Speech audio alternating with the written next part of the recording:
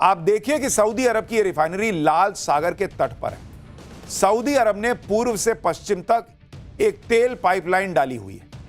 जब ईरान ने Hormuz strait बंद कर दिया तब भी सऊदी को बहुत फर्क नहीं पड़ा, क्योंकि भाई उसने तेल की लाइन डाली हुई है। वो इसी पाइपलाइन के जरिए पूरब की रिफाइनरियों का तेल पश्चिम में लाल सागर भेज रहा था और यहां से वो आसानी से तेल बेच दे रहा था। लेकिन जब ईरान के गैस फील्ड पर हमला हुआ तो ईरान ने भी सऊदी के इस रिफाइनरी को निशाना बना दिया।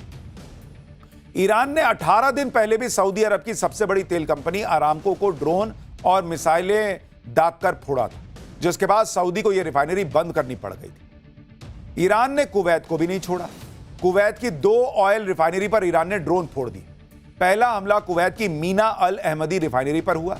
यहां ड्रोन फटने के बाद पूरा इलाका हिल गया। ईरान ने दूसरा हमला कुवैत की मीना अब्दुल्ला रिफाइनरी पर किया है। ईरान के इन हमलों से सऊदी अरब, कुवैत, कतर, यूएई में हड़कंप मचा हुआ है बॉस। पूरा मिडिल ईस्ट हिला हुआ है, क्योंकि इनकी पूरी इकोनॉमी तेल पर चलती है बॉस। और वही तेल गैस फोड़ दोगे तो इनका तो तेल निकल जाएगा। अमेरिका ईरान के इस युद्ध से तो पहले ही खाड़ी देशों की जान पर बनी हुई है। अब उनके रिसोर्सेज पर खतरा आ गया है। आज सऊदी अरब की राजधानी रियाद में अरब और इस्लामिक देशों के विदेश मंत्रियों की एक मीटिंग हुई और इस मीटिंग में खाड़ी देशों में ईरान के हमलों को लेकर बात हुई। इस मीटिंग के बाद सऊदी अरब के विदेश मंत्री प्रिंस फैसल ने ईरान को सीधी चेतावनी देते हुए कह दिया कि उसे इन हमलों के नतीजे भुगतने होंगे। वहीं कतर तो इतना भड़क गया कि उसने ईरान के सैन्य अधिकारियों को 24 घंटे के भीतर देश छोड़ने का अल्टीमेटम दे दिया। खाड़ी देशों से संकेत मिल रहे हैं कि वो भी इस युद्ध में कूदने की तैयारी कर रहे हैं। भाई उनको लग रहा है कि अब तो क्या करें, उधर ईरान अमेरिका तक तो मार नहीं पा रहा तो वो इनको मार रहा है। इधर नस दबाता है ताकि अमेरिका जो है वो चिल्लाए, लेकिन नस तो इनकी दब रही है, मर तो ये रहे हैं, हालत इनकी खराब हो रही है। तो खाड़ी देश कर रहे हैं कि हमको भी कूदना पड़ेगा युद्ध में। अगर खाड़ी देश युद्ध में कूद गए तो भाई ये युद्ध उस लेवल पे चला जाएगा जहां से नीचे खींचना मुश्किल हो जाएगा।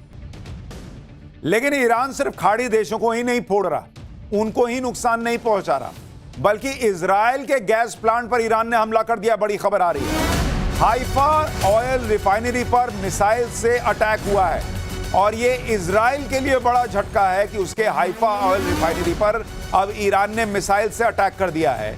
यानी ईरान रुकने का नाम नहीं ले रहा बॉस। भाई वो कह रहा है तुमने मेरा तेल और गैस फोड़ा, मैं जहां तक मार सकता हूं वहां तक घुस घुस के तेल गैस फोड़ दूंगा सब। उधर ट्रंप भी फिर से ईरान को ऐसा धमका रहे हैं कि ईरान का पूरा गैस प्रोडक्शन ही उड़ा देने की धमकी दे डाली। ट्रंप ने कहा कि इजराइल ने ईरान के गैस फील्ड पर जो अटैक किया उसके बारे में अमेरिका को कुछ पता ही नहीं था। एकदम मासूम बन रहे हैं, अरे हमको तो पता ही नहीं था, तुमको नहीं पता था। अब इजराइल इस तरह का हमला नहीं करेगा कह रहे हैं, लेकिन अगर ईरान ने अब गैस तेल प्लांट पर हमला किया तो उसे अमेरिका छोड़ेगा नहीं। ट्रंप ने कहा कि अमेरिका ईरान के साउथ पार्स गैस फील्ड को इतनी ताकत और इतने जोर से उड़ा देगा जो ईरान ने पहले देखा नहीं होगा। लेकिन अमेरिका का टोन चेंज हो रहा है, उसको समझ में आ रहा है कि भाई ये तो बहुत तेज मार रहा है, इधर से एक मारो ये 4 मारने जैसा कर रहा है। तो अमेरिका कह रहा है कि हम नहीं मारेंगे, तुम भी मत मारो। क्यों भाई, तुमने शुरू क्यों किया? उधर अमेरिका के रक्षा मंत्री पीट हेग्सेथ ने कह दिया कि आज ईरान पर अमेरिका का अब तक का सबसे बड़ा हमला होने वाला है। एक तरफ इनके डोनाल्ड ट्रंप कहते हैं कि ईरान को तो ऐसा फोड़ दिया है कि कुछ बचा ही नहीं है, फिर ये कहते हैं इतना बड़ा हमला करूंगा कि ईरान की ताकत घट जाएगी। तो भाई जब सब उसका ताकत निचोड़ चुके हो हमले कर करके, तो अब कौन सा ताकत निकाल रहे हो? बोलो ना कि तुम्हारी इज्जत जो है वो मिट्टी में मिल रही है, इसलिए झूठ बोल बोल के उस पर लीपापोती करते हो। उधर ट्रंप का प्लान यह है कि अगर ईरान ने हॉर्मुज स्ट्रेट नहीं खोला तो अमेरिका खार्ग आइलैंड पर कब्जा कर लेगा। खार्ग आइलैंड पर अमेरिका हाल ही में बम फोड़ चुका है ताकि ईरान हॉर्मुज स्ट्रेट को खोल दे, लेकिन ईरान ने भी अभी तक हॉर्मुज बंद किया हुआ। लेकिन अब अमेरिका ने अपने 2000 मरीन जवानों को इस आइलैंड की तरफ रवाना कर दिया है। रिपोर्ट है कि इस जहाज को सिंगापुर से ईरान की तरफ बढ़ते हुए देखा गया है। अमेरिका के रक्षा मंत्री पीट हेग्सेथ ने ईरान को धमकाते हुए कहा कि अगर ईरान हॉर्मुज के रास्ते में अड़ंगा डालेगा तो अमेरिका उसके उस खार्ग आइलैंड पर कब्जा कर लेगा। लेकिन ईरान कह रहा है कि कुछ भी करके देख लो, ईरान झुकेगा नहीं। ईरान तो वेट कर रहा है, ईरान बैठा हुआ है कि तुम भेजो अपने सैनिक। जो ड्रोन हम अमेरिका तक नहीं भेज पा रहे, जो मिसाइलें हम अमेरिका तक नहीं मार पा रहे, तुमको ईरान के लोगों को मारने में मजा आता है। ईरान कह रहा तुम भेजो ना, हम मार के बताते हैं तुम कैसे तुम्हारे सैनिकों को मारेंगे। सिर्फ अमेरिका के संसाधन, अमेरिका का पैसा ही बर्बाद होगा, ईरान कह रहा है, अगर तुम ये सब करोगे। ईरान युद्ध लड़ने के लिए ट्रंप ने अमेरिका में $200 बिलियन मांगे। इस पर भी ईरान के विदेश मंत्री ने कह दिया कि यह युद्ध ईरान के लोगों और अमेरिका के लोगों पर थोपा गया। युद्ध को अभी सिर्फ 3 हफ्ते हुए हैं और ये $200 बिलियन मांगने लगे। अमेरिका के आम नागरिक इसके लिए नेतन्याहू और अमेरिका में नेतन्याहू के लोगों को थैंक यू कह सकते हैं कि लाखों crore dollar Israel first tax के तौर पर लगने वाले हैं, जो अमेरिका की अर्थव्यवस्था को ही बर्बाद करके रख देगा। यानी ईरान जो है वो अमेरिका की पब्लिक को पिन मार रहा है कि देख भाई, मेक अमेरिका ग्रेट अगेन बनाने आए थे ये भाई साहब, ये इजराइल के इशारों पे नाच रहे हैं, उसके लिए काम कर रहे हैं, तुम टैक्स भर रहे हो, इजराइल का काम हो रहा है, मार दिया पिन। वहां पब्लिक जो है वो कर, हाँ यार ये तो सही कर रहा है। देखिए बात सही भी है, जितना पैसा अमेरिका ने करीब 3 साल के यूक्रेन युद्ध में खर्च नहीं किया, उससे कहीं ज्यादा रकम वो 3 हफ्ते में ईरान के खिलाफ लगाने वाला है। आप देखिए कि यूक्रेन युद्ध पर अगर आप देखेंगे अमेरिका का खर्च कितना रहा है, अमेरिका का खर्च अगर आप देखने बैठेंगे कि वो कितना युद्ध पे खर्च किया, तो जो यूक्रेन युद्ध है, यूक्रेन वॉर, उसमें अगर आप देखेंगे 2022 से 2025 की बात कर रहा हूं, उसमें अमेरिका ने कितना खर्चा किया, 16 लाख करोड़ रुपए 3 साल में बॉस, 16 लाख करोड़ रुपए। और ईरान युद्ध में, ईरान वॉर में अमेरिका कितना खर्च कर रहा है, 9,000 करोड़ CR पर डे खर्च कर रहा है बॉस, पर डे। और 20 दिन में इसका मतलब यह है ऑलमोस्ट 2 लाख करोड़ रुपए वो खर्च कर चुका है, 2 लाख करोड़ रुपए 20 दिन में। और बजट मांग रहा है कि 18 लाख करोड़ रुपया और दो। तो आप देखिए कि 2 लाख करोड़ इधर और 18 लाख करोड़ का बजट मांग रहा है, तो 20 लाख करोड़ हो गया। तो जितना 3 साल में खर्च नहीं किया यूक्रेन युद्ध में, उससे ज्यादा तो ईरान में खर्चा कर देगा। तो ईरान कह रहा कि मारो, हमको क्या है, हम थोड़ी कहते हैं कि हम दुनिया के सबसे बड़े देश हैं, हम दुनिया के सबसे ताकतवर देश हैं, हम पूरी दुनिया को चला रहे हैं। डुबाओ, फाड़ो पैसा, अपना डॉलर फाड़ फाड़ के फेंकते जाओ, जलाते जाओ, हमको क्या, हमको तो मार नहीं बैठो ना, हम तो मर ही रहे हैं, तुम्हारी इकोनॉमी मार के मर जाएंगे, ईरान कह रहा है। सोचिए ऐसे युद्ध में बेतहाशा खर्च हो रहा है, जिस युद्ध में ट्रंप अपना कोई मकसद भी नहीं बता पा रहे। भाई को पता ही नहीं है कि किस बात का पैसा खर्च कर रहा है। ब्याह में नाच रहे हो कि ऐसे ऐसे ऐसे उड़ा रहे हो, पब्लिक का पैसा उड़ा रहे हो तुम। इसी पर दुनिया भर में ट्रंप की छीछालेदर हो रही है। बड़ी बड़ी मैगजीन और अखबार लिख रहे हैं कि यह ट्रंप का ऑपरेशन एपिक फ्यूरी नहीं है, एपिक फेलियर दिख रहा है। दुनिया की बड़ी मैगजीन इकोनॉमिस्ट ने अपने कवर पेज पर ट्रंप की आंखें बंद किए हुए फोटो दिखाते हुए लिखा कि ऑपरेशन ब्लाइंड फ्यूरी। इसको दिख ही नहीं रहा है कर क्या रहा है ये आदमी। ये सब बातें इसलिए हो रही हैं क्योंकि ट्रंप क्या कह रहे हैं, ट्रंप क्या कर रहे हैं, ये किसी को समझ में नहीं आ रहा और उनको भी नहीं आ रहा है। ट्रंप जिस रूस के तेल से सबसे ज्यादा नफरत करते थे, उस तेल पर दुनिया से कह दिया कि जाओ जाके खरीद। ईरान के जिस तेल पर अमेरिका ने सैंक्शन लगा रखा था, अब अमेरिका उसके बारे में क्या कह रहा है, सुनिएगा, आपका दिमाग हिल जाएगा। कह रहा है कि उस पे से भी सैंक्शन हटा देंगे, जो समुद्र में ईरान का तेल खड़ा है, जहाज में पड़ा है, कह रहा है उस पे से भी सैंक्शन हटा देंगे, वो भी ले लो। क्या हालत हो गई तुम्हारी अमेरिका, क्या हालत हो गई है सोचिए। रूस को मारने चले थे, रूस को मार नहीं पाए। रूस यूक्रेन युद्ध रुकवाने चले थे, वो रोक नहीं पाए। चाइना को डैमेज करने चले थे, वहां जिनपिंग हंस रहा है क्या किया ये आदमी। और यहां ईरान से लड़ रहे हो और दुनिया से कह रहे हो कि ईरान का तेल भी खरीद लो भाई। ऐसा तो उसी एक जानवर के साथ होता है जो अपना पूंछ पकड़ने के लिए गोल गोल घूमता, पकड़ नहीं पाता। वही अमेरिका का हाल हो गया। अगर ट्रंप ऐसे ही युद्ध बिना मतलब के खींचते रहे तो फिर दुनिया में हाहाकार मच जाएगा, क्योंकि बात सिर्फ तेल और गैस की नहीं है। अगर आप ओवरऑल दुनिया के हालात देखेंगे तो खाड़ी देशों से आने वाले फर्टिलाइजर की कमी की वजह से फूड क्राइसिस को खतरा है। 4.5 करोड़ लोगों के भूखमरी की चपेट में आने का खतरा है। कई एक्सपर्ट यह दावा कर रहे हैं कि अगर युद्ध 10 दिन और चल गया ना, तो ग्लोबल रिसेशन आने का डर है, मंदी आ जाएगी दुनिया में। जब यह युद्ध शुरू हुआ तब से ग्लोबल स्टॉक 4.5% गिर चुके हैं। वर्ल्ड जीडीपी को 4 से 5% का झटका लगने का खतरा है। दुनिया भर में ऑयल और गैस के दाम बढ़ रहे हैं। युद्ध का इंपैक्ट ऐसा पड़ रहा है कि ईरान के कल के अटैक के बाद यूरोप में गैस की कीमत 35% बढ़ चुकी है। खाड़ी देशों से दुनिया को सिर्फ ऑयल और तेल ही नहीं मिलता, बल्कि फर्टिलाइजर यानी खाद की भी सप्लाई होती है। इसलिए आने वाले दिनों में फूड क्राइसिस के बढ़ने की चिंता है। दुनिया का 20% फर्टिलाइजर यानी खाद और 46% यूरिया खाड़ी देशों से आता है बॉस। अगर हॉर्मुज स्ट्रेट बंद ही रहा तो दुनिया के कुल खाद व्यापार का 1/3 हिस्सा बाधित हो सकता है। नाइट्रोजन खाद की कीमत दोगुनी हो सकती है और फॉस्फेट खाद की कीमत करीब 50% बढ़ सकती है दुनिया भर में। एशिया के देश खाड़ी के फर्टिलाइजर पर सबसे ज्यादा निर्भर है। 35% यूरिया, 53% सल्फर और 64% अमोनिया एशिया को जाता है। भारत खास तौर पर खाड़ी देशों पर निर्भर है। भारत अपना 40% से ज्यादा यूरिया और फॉस्फेट खाद यहीं से मंगाता है।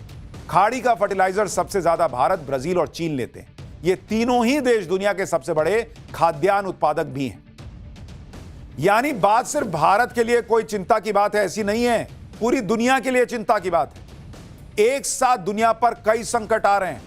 Energy crisis, fertiliser crisis, food supply chain crisis, और इन सब से दुनिया को निपटना है। इसलिए लोग यही मना रहे हैं कि भाई किसी तरह ये युद्ध खत्म हो जाए, क्योंकि इतने सारे क्राइसिस नहीं होते तो लोग कहते कि जाओ डोनाल्ड ट्रंप, तुम उधर कोने में लड़ते रहो, हमको फर्क नहीं पड़ता। लेकिन दिक्कत यह है कि ये युद्ध ट्रंप और अमेरिका ने शुरू किया, पिस पूरी दुनिया रही। ईरान युद्ध की वजह से करीब 95 देश ऐसे हैं जहां तेल महंगा हो चुका है बॉस। कुछ देश ऐसे भी हैं जहां हर महीने के आखिर में फ्यूल के दाम चेंज होते हैं, तो आशंका है कि कई और देश अपने यहां फ्यूल के दाम बढ़ा सकते हैं। लेकिन बॉस आप देखिए, इस संकट में भी भारत के लिए राहत की बात यह है कि अभी तक कम से कम भारत में पेट्रोल डीजल के दाम नहीं बढ़े। और आप देखिए दुनिया में जो हालात हैं, उस बीच भारत अभी भी कितनी मजबूत स्थिति से टिका हुआ है, आपको देखना चाहिए। तेल के दाम बढ़े दुनिया में, कहां कितने बढ़े बॉस? अगर आप देखेंगे आज की डेट में अमेरिका में, जहां का ये रायता दुनिया भर में फैला हुआ है, वहां 16.5% तेल की कीमत बढ़ चुकी है। चीन में ऑलमोस्ट 10.4% तेल की कीमत जो है वो बढ़ चुकी है। सब ऊपर जा रहा है मामला। सिंगापुर को देखिए, सिंगापुर के अंदर तेल की कीमत जो है वो ऑलमोस्ट 16% बढ़ चुकी है। जर्मनी में देखिए, सबका आपको राउंड फिगर बता रहा हूं, जर्मनी में ऑलमोस्ट 13% बढ़ गई। कनाडा में देखिए बॉस, कनाडा में तो ऑलमोस्ट 28% तेल की कीमत बढ़ चुकी। इसी तरह आप फ्रांस में देखिए, फ्रांस के अंदर तेल की कीमत ऑलमोस्ट 6% बढ़ गई है। यह डेटा 23 फरवरी से 11 मार्च के बीच का आपको बढ़ा रहा हूं। लेकिन अगर आप भारत में देखेंगे, आज की डेट में भारत में तेल की कीमत कितनी बढ़ी? 0% बॉस। इकलौता अपना भारत है जो इस युद्ध के संकट के बीच भी टिका हुआ है। लेकिन समस्या यह है कि इतना रायता फैलाइएगा तो कितने दिन चलेगा, क्योंकि हम इतना इंपोर्ट करते हैं, कितने दिन इसको पकड़ के रख पाएंगे। लेकिन दुनिया भर में इंपैक्ट पड़ रहा है। भारत में पेट्रोल डीजल के दाम नहीं बढ़ रहे, लेकिन अगर यह युद्ध ऐसे ही चलता रहेगा तो आगे क्या होगा इसकी कोई गारंटी नहीं है। क्योंकि आप यह भी देखें कि ईरान युद्ध में 2 हफ्ते में ही भारत में एलपीजी को लेकर चिंताजनक स्थिति बन गई। पीएम मोदी इस बात को समझते हैं कि अगर युद्ध और भड़का, एनर्जी हब पर हमले होते रहे तो दुनिया तबाह हो जाएगी। और सबसे बड़ा नुकसान हमारा ही है भाई, भारत का, क्योंकि हम फास्टेस्ट ग्रोइंग इकोनॉमी है। ये जितने चीन, अमेरिका, ये सारे डेवलप्ड कंट्रीज हैं, विकसित राष्ट्र हैं। हम डेवलपिंग नेशन में आते हैं। हम डेवलप्ड कंट्रीज में जाने के लिए लड़ाई लड़ रहे हैं, उसके लिए जद्दोजहद कर रहे हैं। ये हमारा समय है, इसकी बात कर रहे हैं। और उस वक्त ये रायता फैला दिया ट्रंप ने, और हम फंस गए बीच में। इसलिए प्रधानमंत्री मोदी ने भारत के हितों को सुरक्षित करने और युद्ध की चिंगारी को ठंडा करने के लिए कूटनीतिक प्रयास तेज किए हैं। कल और आज में पीएम मोदी ने कुवैत, ओमान, जॉर्डन, फ्रांस और मलेशिया के नेताओं से बातचीत की है। पीएम मोदी ने एनर्जी इंफ्रास्ट्रक्चर पर हमले की निंदा की है और तनाव को घटाने की लगातार अपील कर रहे हैं। प्रधानमंत्री मोदी ने डायलॉग और डिप्लोमेसी से शांति और स्थिरता पर जोर दिया है। ओमान के सुल्तान से पीएम मोदी ने स्ट्रेट ऑफ हॉर्मुज पर बात की है। स्ट्रेट ऑफ हॉर्मुज से बिना किसी रुकावट और सुरक्षित आवाजाही पर पीएम मोदी ने जोर दिया है। यानी पीएम मोदी अपनी डिप्लोमेसी के जरिए पूरा जोर लगा रहे हैं कि किसी तरीके से यह युद्ध रुके और भारत और दुनिया जो है वो इससे निकल सके। स्ट्रेट ऑफ हॉर्मूज का खुलना सिर्फ भारत नहीं, दुनिया के लिए जरूरी है। आज ही सरकार की तरफ से बताया गया है कि कैसे हॉर्मूज स्ट्रेट के बंद होने से सप्लाई चेन बाधित हुई, साथ ही जो समुद्री रास्ते से व्यापार होता है उसकी कॉस्ट भी बढ़ गई। सुनिए एक बार। स्ट्रेट ऑफ हॉर्मूज के क्लोजर से मैरीटाइम लॉजिस्टिक डिस्टर्ब हुए हैं। शिपिंग लाइंस और इंश्योरेंस ने एडिशनल वॉर रिस्क प्रीमियम को बढ़ाया है, वॉर रिस्क सरचार्जेस को बढ़ा दिया और इमरजेंसी कंफ्लिक्ट सरचार्जेस बढ़ गए हैं। लॉन्ग रूट्स की वजह से लॉजिस्टिक कॉस्ट बढ़ी हैं, व्हीकल डाइवर्जन हुए हैं और साथ ही हाई इंश्योरेंस प्रीमियम और कंजेशन एट ट्रांसशिपमेंट हब्स उन पर्टिकुलर पोर्ट्स पर देखा जा रहा है सर। और इसीलिए आपको याद होगा कि पाठशाला में हम आपको डे 1 से कह रहे हैं बॉस, ये कह देने से कि ना कुछ है ही नहीं, सब बढ़िया सब बढ़िया सब बढ़िया नहीं है, बोलने से नहीं होगा। यह है कि भारत जिस तरीके से अभी तक उस इंपैक्ट को झेल रहा है, पब्लिक तक नहीं जाने दे रहा है तेल की कीमतों को लेकर, वो कितने दिन रह पाएगा? क्योंकि एलपीजी को लेकर संकट तो खड़ा हुआ ही। आप डोमेस्टिक सप्लाई करते हैं तो आपको कमर्शियल रोकना पड़ता है, कमर्शियल कीजिएगा तो कहीं कुछ और करना पड़ेगा। बम गोले खाड़ी देशों में बरस रहे हैं, लेकिन हाहाकार दुनिया में मचा है। भारत अछूता नहीं। आज भारत के शेयर मार्केट में क्या हुआ देखें, तूफान आ गया। एक दिन में भारत में निवेशकों के करीब 12 लाख करोड़ रुपए डूब गए। सेंसेक्स और निफ्टी 3% गिर गया। सेंसेक्स 2496 पॉइंट गिरा। यह जून 2024 के बाद एक दिन की सबसे बड़ी गिरावट। सेंसेक्स गिरते गिरते 74,207 पे बंद हुआ है और पिछले साल के 7 अप्रैल के लेवल पर आ गया है। युद्ध से जो हाहाकार मचा है उससे कोई अछूता नहीं है बॉस। और आप देखिए दुनिया भर के शेयर बाजार कैसे लुढ़क गए। साउथ कोरिया का शेयर बाजार 2.7% गिर गया। हांगकांग का बाजार 2% गिर गया। ऑस्ट्रेलिया में ऑलमोस्ट 2% की गिरावट। ताइवान में भी 2% की गिरावट है। जापान का शेयर मार्केट तो ऑलमोस्ट 3.5% गिर गया है। जर्मनी भी 3% के करीब की गिरावट देख रहा है। तो लोगों का पैसा बहा जा रहा है भाई। इधर शेयर बाजार संभल नहीं रहा, उधर सोना चांदी नहीं संभल रहा। India Boolean and jewellers association limited के मुताबिक 24 कैरेट सोना प्रति 10 ग्राम 3,748 रुपए गिर चुका है। 22 कैरेट सोना प्रति 10 ग्राम 3,433 रुपए गिर गया है। चांदी की कीमत प्रति किलो 6,936 रुपए गिर गई। इंटरनेशनल मार्केट में गोल्ड और सिल्वर 3 से 4% डाउन। वैसे तो युद्ध के माहौल में सोना चांदी के दाम आमतौर पर बढ़ जाते हैं, लेकिन अभी जिस तरह से महंगाई बढ़ रही है, ऑयल के दाम बढ़ रहे हैं, उससे लोग अभी गोल्ड और सिल्वर में पैसा लगाने से बच रहे हैं और जो कैपिटल है वो एनर्जी मार्केट की तरफ मूव हो रहा है। युद्ध का असर दुनिया भर में भारत से होने वाली मेडिसिन सप्लाई पर भी पड़ रहा है। दवाओं के माफ कीजिएगा, दवाओं के होलसेल प्राइस 10 से 15% बढ़ गए। रॉ मटेरियल की कीमत केवल 8 दिन में 20 से 60% बढ़ गई है। शिपिंग कॉस्ट 3 से 5 गुना हो चुका है। और कुछ दिन यही सब चला तो तेल गैस के साथ साथ दवाओं के लिए हाहाकार मचेगा। युद्ध के वजह से सेमीकंडक्टर इंडस्ट्री हिली हुई है। यूरोप के देश ज्यादा पैसे देकर एशिया से सेमीकंडक्टर मंगा रहे हैं। इसके अलावा हीलियम गैस की भी कमी देखने को मिल रही है, क्योंकि हीलियम गैस नेचुरल गैस से ही बनती है। यह एलएनजी का बाई प्रोडक्ट है।